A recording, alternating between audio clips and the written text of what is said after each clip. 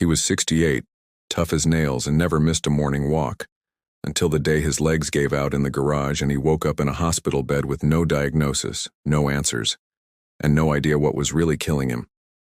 The truth? It had nothing to do with age, and everything to do with a silent habit most men over 60 abandon without realizing it's the reason they start dying slowly. If you're a man over 50, you need to hear this. Frank was a man built out of fire, 68 years old, a retired fire captain from Buffalo, the kind of guy who'd rush into a burning building without blinking but wouldn't talk about feelings if you paid him. One crisp autumn morning, he was in his garage changing a spark plug on his old '72 Ford when something strange happened. His legs buckled, and he went down hard, dizzy, and breathless. His wife was gone 6 years now, his kids grown and scattered, and he hadn't seen a doctor in months. But now, here he was on the cold concrete floor, staring at the ceiling like it might offer answers. ER said his heart was fine, blood work was normal, no stroke, no heart attack, no diabetes, just exhaustion and age. But deep down, Frank knew this wasn't just age. It was something else, something hollow he'd been carrying around like a backpack full of bricks. And the weight of it had finally pulled him to the ground. They ran every test they could, but everything came back fine. On paper, Frank was just another aging guy dealing with natural wear and tear. But Frank knew that wasn't it. Something was wrong. Something nobody could measure with blood pressure cuffs or heart monitors. He had no energy. His brain felt like it was wrapped in cotton. He wasn't sad exactly, but nothing made him happy either. It was like color had drained from the world. He wasn't sick, but he wasn't alive either. What nobody saw, and what Frank couldn't say out loud, was that he'd stopped caring about himself the way he used to. Not just grooming and walking. He'd stopped touching his own body. Stopped connecting. That fire, that spark, that desire to feel something real, that was gone. And the scariest part? He hadn't even noticed it slipping away. It just faded, like an old photograph left too long in the sun. One night, feeling restless and numb, Frank was digging through his desk drawers when he stumbled across a beat-up old journal he hadn't opened in decades. He flipped through the pages, yellowed and cracked, and there it was, his own handwriting from 30 years ago, scrawled like lightning across the paper.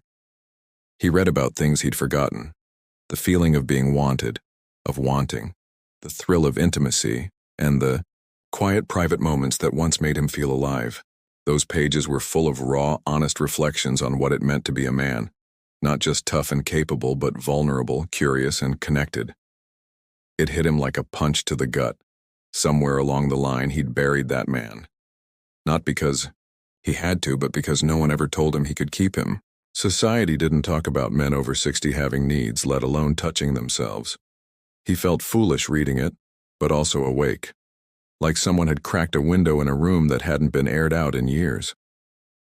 The next morning, Frank kept his appointment with Dr. Grace, a sharp, no-nonsense woman who never sugarcoated a thing. She asked him routine questions about diet, sleep, exercise. Then, right when he thought the exam was over, she leaned in and asked, "Frank, when's the last time you felt connected to your body?" He blinked, unsure what she meant. Then she got bolder. "I mean really connected, intimately, sexually." The air went out of the room. He was ready to bolt, ashamed, furious, but she didn't flinch. She told him flat out, men who stay sexually connected, even solo, stay younger longer. It wasn't about lust. It was biology. Testosterone, blood flow, brain chemicals. She said, it like it was the same as brushing your teeth. And maybe that's what stunned him most, how ordinary she made it sound. "It's not dirty, Frank," she said. "It's maintenance." And for the first time in his life, Frank heard that truth without shame in the room. But shame doesn't go away overnight. Frank remembered what his father told him as a boy. Real men don't touch themselves. His church called it sin. His friends made jokes like they were too manly for that kind of thing. And after his wife died, it just felt wrong, pointless, even weak. Ads on TV showed happy couples in their 30s, But not a single man his age talking about desire or touch or feeling human. Doctors never asked. Nobody said a word. So he did what a lot of men do. He gave up, quietly, without even noticing. And what he gave up wasn't just a part of his body, it was a part of his spirit. That silence, that slow erosion of self was what had taken the color out of his life. The fire captain had retired, but so had the man who once felt joy and spark and connection. And he didn't even know it had happened. Frank tried one night, alone in his room, with the lights low and the window cracked open to the cool night air. At first it felt awkward, ridiculous even, like he was impersonating a younger version of himself. His hands felt foreign. His body didn't respond the way it used to. He almost stopped. But then he remembered what Dr. Gray said. You're not trying to perform, you're trying to reconnect. So he closed his eyes and just breathed. He let his hands explore, not with pressure, but with permission.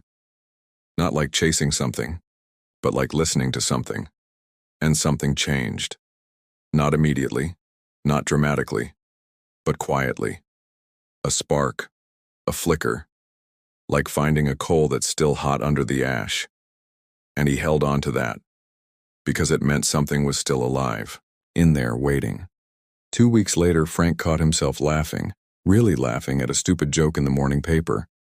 He'd been sleeping better, thinking clearer. Even his posture was better. He didn't feel like a young man again, but he didn't feel like a dying one either. There was warmth in his chest that hadn't been there in years. He looked people in the eye again. He flirted with the waitress at the diner. It wasn't about sex. It was about spark, about being in his skin and not feeling like a ghost.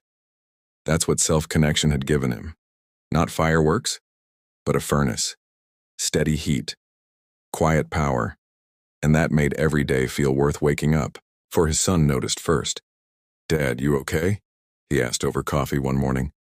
"You've got that old spark again." Frank shrugged and said he'd just been getting more rest, cutting back on the caffeine. But inside, he knew the truth. He wasn't medicating himself. He wasn't numbing out in front of the TV. He wasn't looking for outside fixes. He had started doing something for himself that wasn't about anyone else's judgment. And it was working. His body was responding. His spirit was coming back online. And he didn't need to explain it, because he could feel it every time he walked into a room. He was back in it. Fully. Finally. Later that month, Frank dug into the research. Harvard, Stanford, the University of Finland.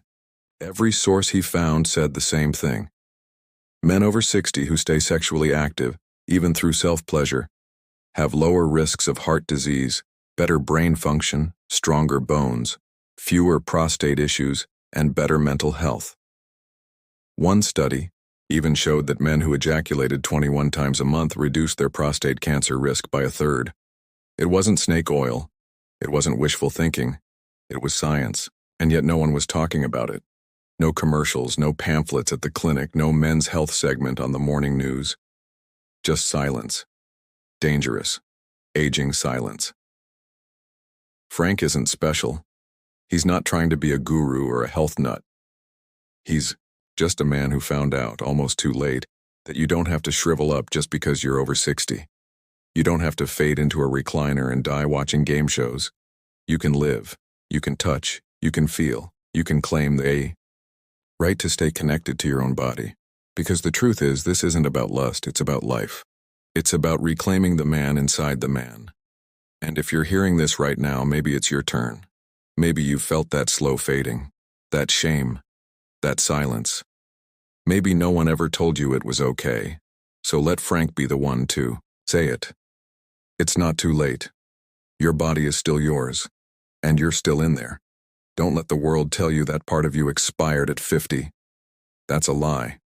The truth is, the best fire burns slow, and it never really dies, unless you let it.